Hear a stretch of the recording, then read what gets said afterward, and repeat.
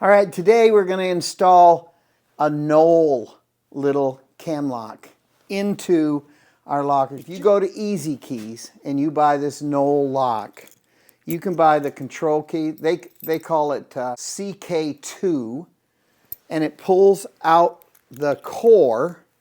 Let me just show you how this works. You just put the control key in, and look at that. Is that cool or what? You can pull out the core. So once you encounter a knoll, and you'll see it on the key. It says K002, but it's KNOLL. It's right on the key. So you just call up Easy Keys and you say, hey guys, I got a knoll key and it's a K002. Can I get a control key for that series of biddings? They'll go, sure, we'll send it right out to you. And so in about 5 days, which you'll have to come back, you'll get your $8 key or thereabouts, and it'll say CK2 on it. And you'll be happy because then you can pull out all the knoll little removable cores. And the reason we're showing this today, the only reason, is if you have a locker, which I got this from lockers.com, right? Or you have a locker, or you have any casework or any office equipment in your facility. Let's say it's a hospital or any big high-end gyms or anything. And they have these removable cores. These are so cool, guys. And they say, we'd like an electronic lock put in place. They're asking the locksmith. And you go, sure, let me take a look at the lock. You go over, and if you have your little arsenal, I'll leave a link where you can get all this from Easy Keys, and you can make up your little arsenal, your little case, you know, full of all the little control keys and everything. You come over and you look, and you say, sure, I can replace that. And then all you got to do is show them this little flyer from, it's called Amityke. Just download this from their website. You don't even have to have any of their locks if you don't have any inventory of their stuff, and they'll ship it right out to you. And you look through this, and it'll say knoll. So they have a spindle. These are all these little spindles that will go in these different brands of locks. This can be replaced by just yanking the core out of it and putting in one of these Amityke locks that have a spindle that will go in this area where you just yanked the core out. And the lock will look similar to this. This is a complex regulator lock. But why go to all this trouble of refastening this when you can just put on a lock in place and you can keep all the mechanism behind the locker door and the latch and all that stuff. You don't have to mess with nothing. Just pull out the core, slam in the little electronic lock, and you're good to go. And the lock kind of looks like this. So there it is. You don't even need their lock in your hand. You just hold this little flyer out. You can download this right from their site. So you just go to Amityke CT, and you're cool. So that's my tip for the day. But, you know, we should look a little closer and see why you'd need this D-ring. Oh, that thing's so expensive. I hate to even talk about the expense to buy a D-ring. I never use it. Maybe I've used it 10 times. But let's get a little closer. I decided I was going to go ahead and cut a D-ring into it because it's very important for the lock to set properly in some heavy metal. So I'm going to put it in my brand new vise with my Friction Works vise jaws. Get this thing kind of set up. Tighten her down pretty hard. It's nice to be in a shop. I mean, you're never going to do this in the field, but maybe you can take all these plates off. These all come off those lockers. So you could go ahead and prep all these in your shop. So let's just see how you do that. I've got it kind of on there straight. You want this D cutter to be really parallel with the edges of this.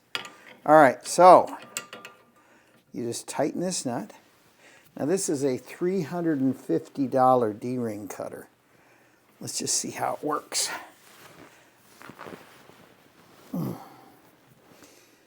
It's gonna come out of my friction jaws. There we go. Got to get it started. Major Manufacturing, they make this D-ring cutter. So, you know, this is a real good one. And watch how easy this is. This is the same kind of knockout system as an electrical box. So the hole was already drilled from lockers.com. I just put in this D-ring cutter. It's already been cut now.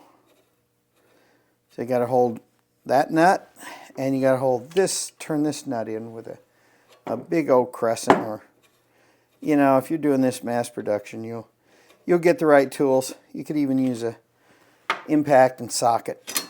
Now look at this. It cut a D out of a round hole. Now I got to get that out of there. Nice and gently. I don't want to wreck this thing. All right, go ahead and put some wooden little spacers there. Tap that down. I've got it out. Now look at how cool this is. There's the D. Now the reason you need this D, other than just a round hole, I'll show it to you. When you put your locks in, they are already made into a D. So now the lock won't spin. That's a very important thing. So is the Major Manufacturing D-ring cutter essential? I'd say yeah. If you're going to use metal and you're going to use a lock that goes into metal, you better cut it with the right D-ring cutter. Otherwise what will happen is you'll drill a round hole and you'll turn the key and this whole lock will spin around in circles. And that's not cool. Is a D-ring cutter necessary? Yes, it is in this case. So we have the D cut. I put the plate back on the lockers, little door from lockers.com, and it's set up for a metal lock. With this lock, it's already made with a D, double D we call that. And then I can just put it right in and now bolt it on, and the lock won't spin when you turn the key. You're going to have to buy something like this. You can get it from Amazon. You can get it from Major. You can get it from UHS Hardware, CLK Supply. But you are going to pay dearly for this tool. Don't lose it. Keep it lubricated. And it will, quite literally, last you a lifetime. These little washers, they're already cut with a double D. So you're going to need some washers, and you're going to need to keep all this stuff. You'll collect these things over the years, these washers. Or you can buy them from Compex. You can just go online, your supplier, and washers to have some spacers. The thread does not go all the way back. The lock's installed. It won't turn. It's cut on a D-ring. And let's see if the keys work. You have your control key from Easy Keys. I walk up to the opening and I look at their existing keys. I see they have a knoll key. Nice little knoll. So I know I just need my control key from Easy Keys. I stick the control key in. I pull the core out. How would you like an electronic lock instead of these keys? And they go, oh, really? Well, how much does that cost? And say, oh, it's not much money. Run them a quote from Micro IQ CT. They have all the electronic locks that will replace these type of removable core locks. So here is their existing list, which is pretty good. You've got Herman Miller, Hayworth, Knoll, which is this lock, Hudson, Kimball, several flavors of Kimball, Timberline, Hahn, Wesco, and Steelcase. So all these spindles will go in place of these different brands of locks. So just carry this little paper around with you. Show them the locks that you can retrofit. I guarantee you, you'll be able to trade up and have a great little electronic lock. So that's my tip for the day.